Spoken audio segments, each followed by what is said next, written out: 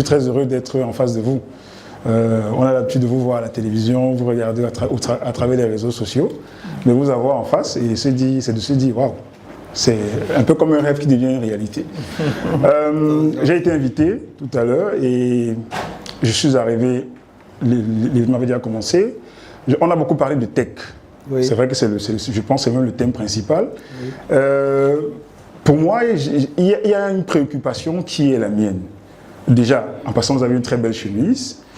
J'embraye dessus parce qu'on parle de tech, mais dans cette salle, si nous sommes 100 personnes, il y a au moins 60 personnes qui sont habillées par des vêtements qui viennent de l'étranger. Pourtant, on a une sacrée industrie textile au Cameroun. Je sais de quoi je parle parce que ça fait bientôt 9 ans, je ne peux pas vous dire à combien on vend une chemise au marché parce que tout est confectionné sur place.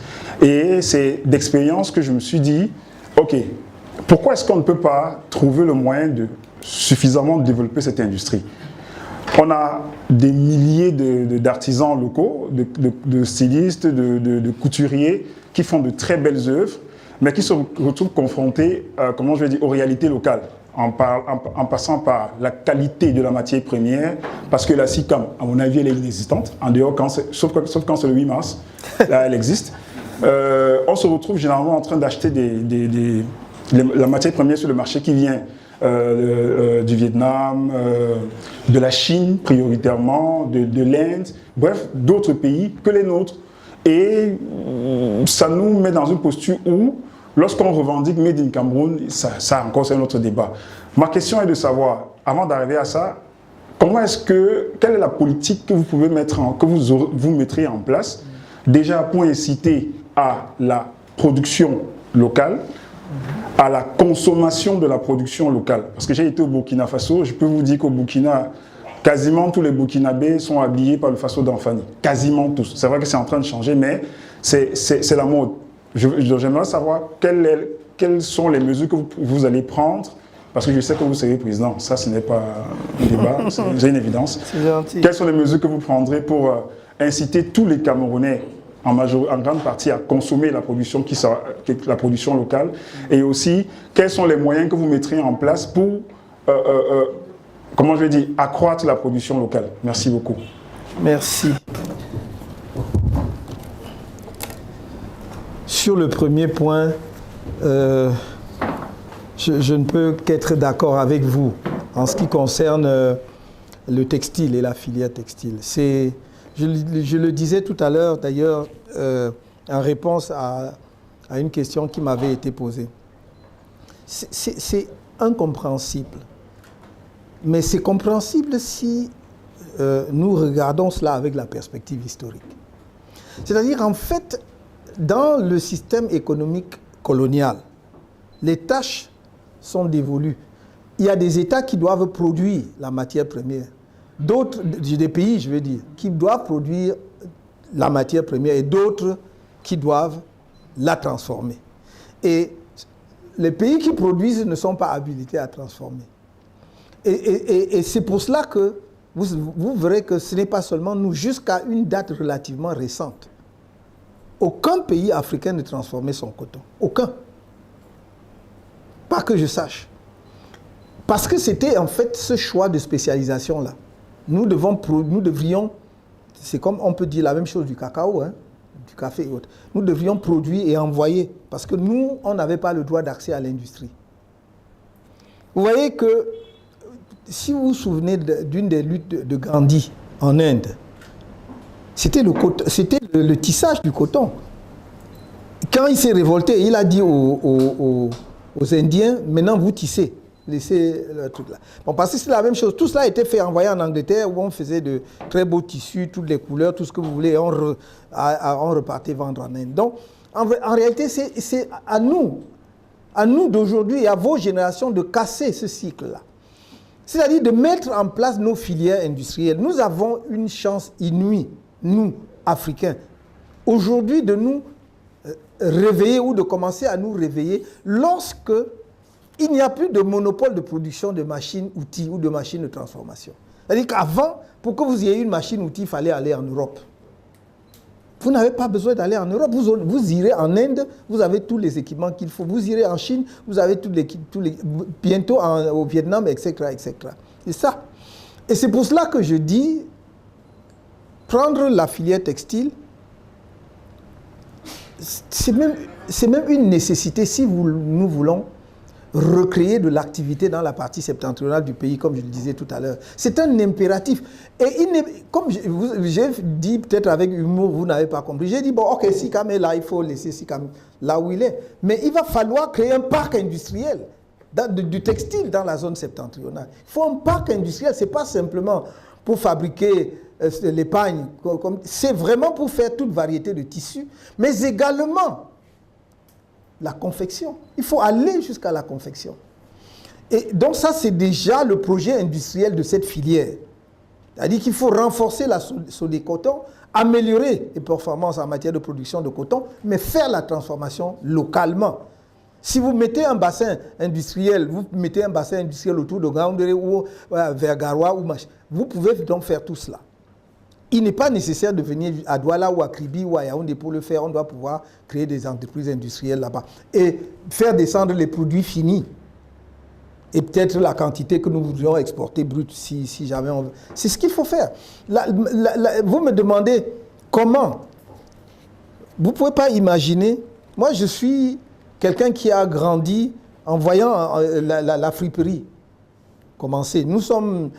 Parce que nous, quand on commençait l'école, il n'y avait pas la friperie. On nous cousait nos tenues kaki. C'était kaki. C'était des tissus, avec des tissus kaki.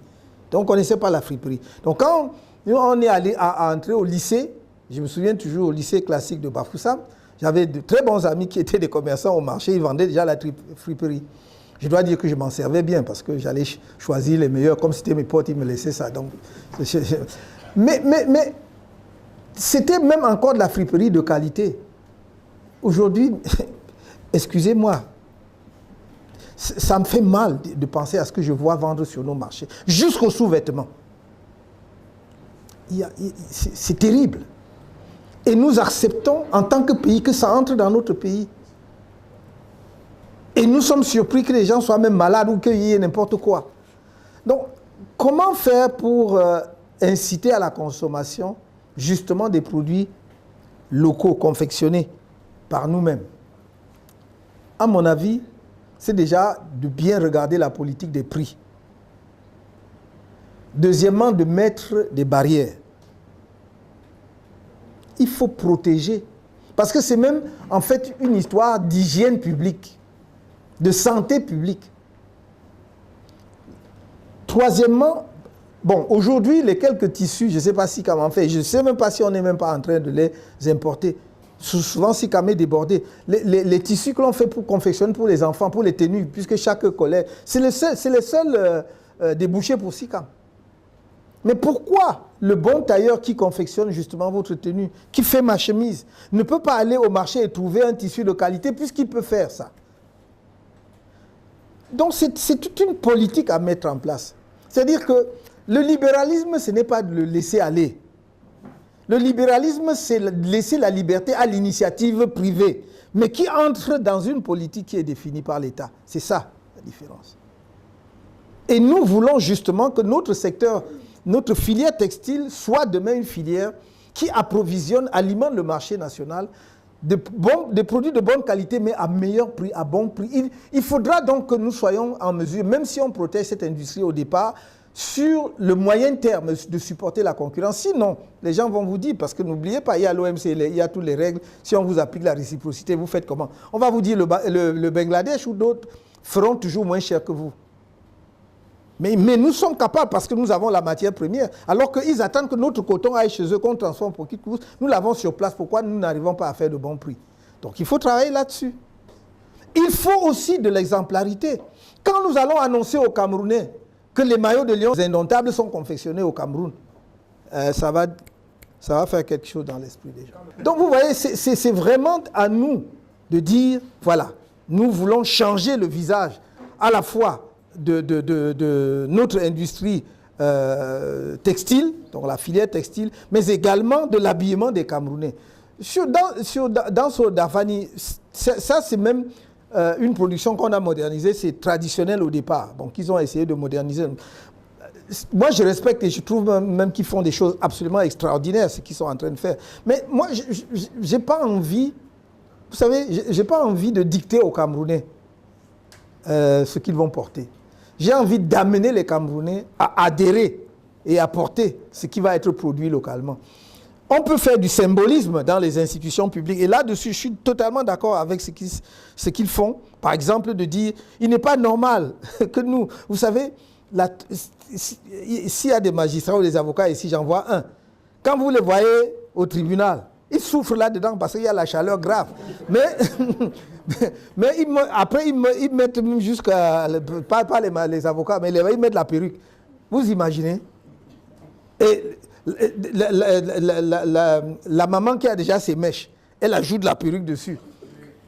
Vraiment, la tête qui gratte, tu vas gratter comment? C'est mauvais. Il faut faire des choses adaptées à chez nous là. La tenue, tu portes la toge avec. Vous savez, avec le coton, on peut fabriquer toutes sortes de variétés. Et même si vous voulez, vous pouvez même mélanger et tout. Donc nous pouvons faire de très bonnes robes pour les magistrats, pour les avocats, pour les professeurs d'université. Nous continuons à aller acheter des trucs avec des hermines qui coûtent, c'est pas moins de 1500 €. Ah, comme je vous le dis, si vous me voyez mettre, vous m'avez vu peut-être quelquefois avec les trucs rouges là.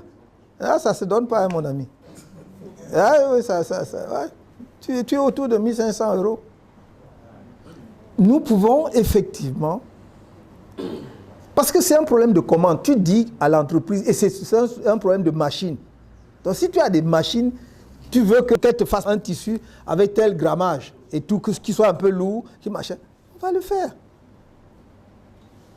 Parce qu'on voit les tissus, machin, on croit que ce n'est que de la laine. Ce n'est pas que de la laine. C'est avec du coton aussi. Et vous pouvez faire le mélange. Bref, pour résumer, je dis, la filière coton ne sera pas seulement une filière de production de matières premières, mais ce sera une filière industrielle complète et intégrée, et basée le plus possible vers les zones de production du coton.